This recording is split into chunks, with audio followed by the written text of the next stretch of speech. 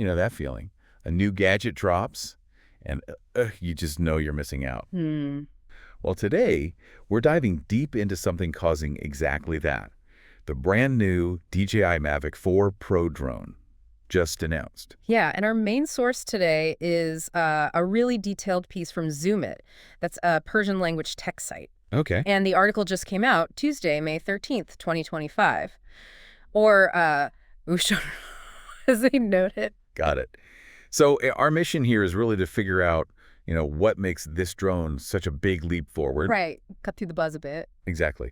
And also this whole thing about it not being available right away in the U.S., that's intriguing. Definitely something to unpack. I've been looking at the specs, Yeah. and honestly, some of this stuff sounds like it could really change the game for aerial work. I think so, too. And you have to remember, DJI well, they dominate the drone market, right? Oh, yeah. So when they launch a new Pro model, it's not just another drone. It often shows where the whole industry is heading. Okay. Let's jump right in then. The camera, I'm hearing. Something about a gimbal that rotates all the way around. 360 degrees. That's the big one, yes. A full 360-degree rotating gimbal. And it's actually the first time DJI has done this on, one of their drones like this. At first, huh? So what's the practical advantage? A vertical video, obviously, for social media. Well, yeah, that's a big part of it, sure. Vertical video is huge now. But think beyond that. The creative freedom. Okay. You can pull off these incredibly smooth, really complex camera moves without having to, wrestle the drone itself into position. It just opens up shots that were super difficult, maybe even impossible before. So not just TikToks. This could be serious for, actual cinematography. Exactly. More complex aerial filming, yes. And then there's the main camera sensor itself. Right, I saw the numbers. 100 megapixels. 100 megapixels. And it shoots 6K HDR video at 60 frames per second. Okay, 6K HDR at 60p. What does that really give you in practice? Well, that huge resolution, it's not just, a bigger number. It gives you incredible flexibility later in post-production. Right. You can crop in really tight without losing detail. Think about getting multiple shots, different framings from just one flight. Huge time saver for pros. Ah, I see. Yeah. And the 6K HDR means high dynamic range, basically capturing way more detail in the bright spots and the dark spots simultaneously. More lifelike footage. More cinematic looking. Definitely. Plus, get this, all three cameras on the drone can do 4K at 120 frames per second. All three. Wow. Slow-mo potential there. And I think I read the gimbal can tilt upwards now, too. More than before. Yeah, 70 degrees upward tilt. Again, just more creative angles, looking up at things. That is a serious amount of video data, though. Yeah. 6K, 4K, 120. What about storage? Can I handle all that? Good question. They've definitely thought about it. The internal storage is up to 64 gigabytes now. Okay, that's decent. Better than before. Yeah, a good bump. Yeah. And then for the really heavy users, there's a creator combo option that comes with a 512 gigabyte SSD. Half a terabyte. Nice. Right. And a fast 240-watt charger to get you back up and running quickly. All right, so the camera system definitely sounds like a major upgrade. But, a drone's got to fly. What about flight performance? Time in the air? Range? Yeah, another area with big improvements. Flight time is now up to 51 minutes. 51? Wow. How does that compare? Well, it's right up there with the Mini 3, which is known for its endurance. And it's pretty close to the longest flight times DJI has ever offered. Nearly an hour. That's huge for, mapping or long cinematic takes. Absolutely. For professional work, surveying big areas, capturing long sequences, that extra time is just invaluable. And the range. I saw some big numbers thrown around there, too. Yeah. How far can this thing realistically go? So the flight range itself on one charge is quoted at 41 kilometers. 41 kilometers. But maybe even more important is the communication range. How far you can control it and get video back reliably, that's doubled. Doubled. To what? 30 kilometers. Yeah. Compared to the last generation. That stronger link means more confidence, especially when you're flying further out or in more challenging signal environments. Okay, so it's not just raw distance, it's the reliability at distance. Makes sense. Yeah. And it's faster, too, isn't it? It is. Top speed is now 90 kilometers per hour. 90 up from... Around 75, 76 kilometers on the previous one. So a noticeable speed boost. And how do they manage all this? Bigger battery, I assume. Does it weigh a lot more? It does have a bigger battery, 95 watt hours. But what's pretty impressive is, despite that and all the other new features, the weight only went up by about 105 grams. Really? That's not much for, what, 8 minutes extra flight time and everything else. Exactly. It points to some very efficient engineering, balancing power and weight. Okay, so it flies longer, further, faster. Yeah. Sounds great.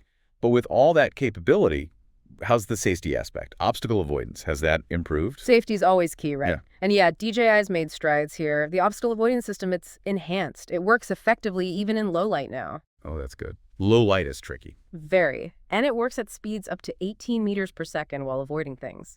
That's faster than older models like the Mavic 3 Pro or even the Air 3S could manage. So safer flying in more conditions and faster, safer flying too. Pretty much. For anyone operating in complex places, maybe weaving through trees or structures, that faster reaction time is crucial. And I think I saw something about handling GPS loss better using LiDAR. Yes, exactly. Similar to the Air 3S system, it uses its LiDAR sensor, that's the laser distance measuring thing. Right. It uses that to actually reconstruct its return path, even if the GPS signal cuts out. So it can still find its way home. Yeah, it adds a really important layer of backup, especially if you're flying in cities, near tall buildings, or places where GPS can be spotty. That could literally save the drone. What about tracking subjects, following people or cars? That's been improved too. The tracking, it's more tenacious now. It can hold on to a subject even if they get partially hidden for a moment. Like going behind a tree. Exactly. Behind a tree, maybe a building corner. It tries to predict and reacquire them. Plus, it can now spot vehicles from further away, up to 200 meters. 200 meters. Yeah. And it's smart enough to understand the vehicle's direction, allowing it to perform these really smooth cinematic car following shots automatically. Interesting. So automatic cool car shots. Opens the possibilities, yeah, for dynamic video. So it really seems like improvements across the board, almost every system. Yeah. Let's circle back to the cameras quickly. Right. We talked about the main 100MP beast. What about the other lenses, the telephoto ones? Right. There are 3 cameras total. The mid-tele, the 70mm equivalent, that one keeps its 48-megapixel sensor and f2.8 aperture. Still very capable. Okay. But the long telephoto, the 168mm lens, that's seen a really significant upgrade. How so? It's got a larger sensor now, a 50-megapixel, 11.5-inch sensor, and crucially, a much brighter aperture, f2.8. Compared to what before? It was f3.4 previously. So that brighter aperture combined with the larger sensor means much better light gathering. Ah, so better quality when you're zoomed way in, especially in lower light. Exactly. Sharper details, less noise, really important when you're trying to capture things from a distance. Okay, that sounds like a very worthwhile upgrade for that lens. Now, let's tackle the elephant in the room, availability. Why can't people in the U.S. buy this thing, at least not initially? Yeah, it's puzzling, right? But the Zoom In article is pretty clear. The Mavic 4 Pro will not be available in the U.S. at launch. Just flat out no. Seems so. It is launching today, though, in Canada, Mexico, and other places DJI operates. So neighbors can get it. Can Americans just pop over the border? Well, DJI has put out a pretty strong warning about that. They're saying the warranty won't be honored if you buy it in, say, Canada or Mexico and then bring it into the U.S. Oof, that's a serious deterrent.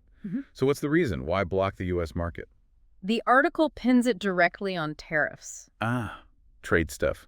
It seems like the current trade situation, the tariffs involved, are preventing DJI from launching this specific model in the U.S. right now. So it's not a technical reason, it's purely economic or political. That's what the source suggests. And for folks in regions where it is launching, the price is expected to be somewhere between $2,000 and $2,500 US dollars. Okay, so U.S. buyers are kind of stuck for now, looking at this tech they can't easily get.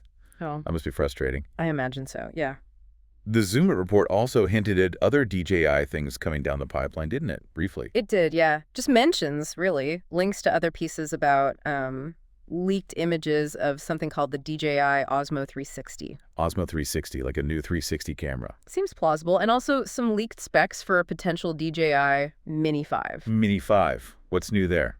The rumors suggest it might get LiDAR, like the bigger drones, and maybe more powerful motors. Just hints, really. But it shows DJI is still working on lots of different things. Absolutely. Across the board, from the high-end pro stuff down to the smaller drones. Constant development. Right. Okay, so let's try and wrap our heads around this Mavic 4 Pro then. It seems like, well, a powerhouse. You've got that groundbreaking 360 gimbal. The first for them. That massive 100-megapixel main camera, amazing video specs, 6K HDR, 4K 120 on all lenses. Yep. Then huge leaps in flight time, getting close to an hour, doubled communication range. Very significant upgrades there. And the obstacle avoidance is faster, works in low light, plus the smart LiDAR return to home. Yeah, the whole package seems incredibly advanced.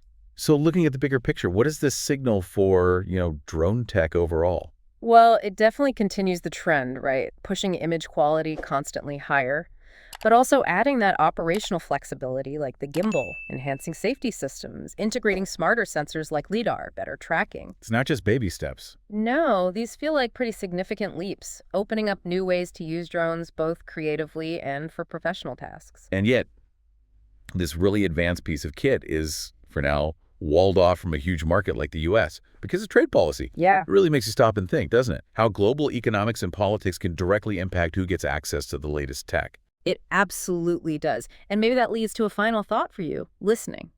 How might these kinds of restrictions, this uneven access to technology, shape where drone innovation goes next?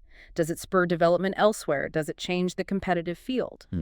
Or maybe putting the restrictions aside for a second.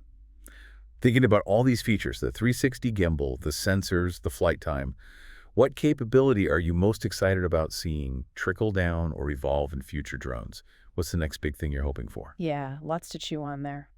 Definitely some food for thought. Well, thanks for breaking down the Mavic 4 Pro with me today. My pleasure. It's fascinating stuff. Absolutely. And thanks to all of you for joining us for this deep dive.